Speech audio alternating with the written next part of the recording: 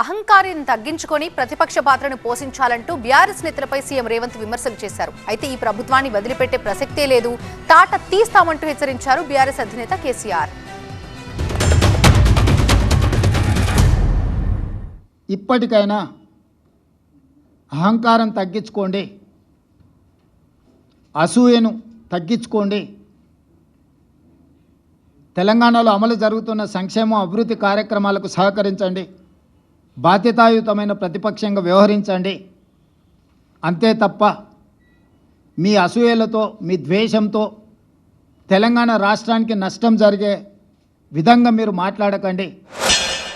మాకు రెండు బాధ్యతల్ని, ఒకటి తెలంగాణ తెచ్చిన పార్టీగా, రెండవది ప్రధాన ప్రతిపక్షంగా కూడా కంపల్సరీ మా డ్యూటీ మేము చేయాలి. అందుకోసం గాను వీళ్ళు ఏదో తమాషకు మేము అదొకటి ఇదొకటి అడ్డం పొడుగు మాట్లాడి, కిరికిరి మాటలు మాట్లాడి, ఈ కారు కూతలు కూసి ఏదో చేస్తామనుకుంటే నడవదిగా. ఈ ఏడాది దాకా వేరే కథ, రేపటి నుంచి వేరే తోలు తీస్తాం. ఎక్కడికక్కడ ప్రజలు ఖచ్చితంగా ఎక్కడికక్కడ నిలబెట్టే ప్రయత్నం చేస్తాం.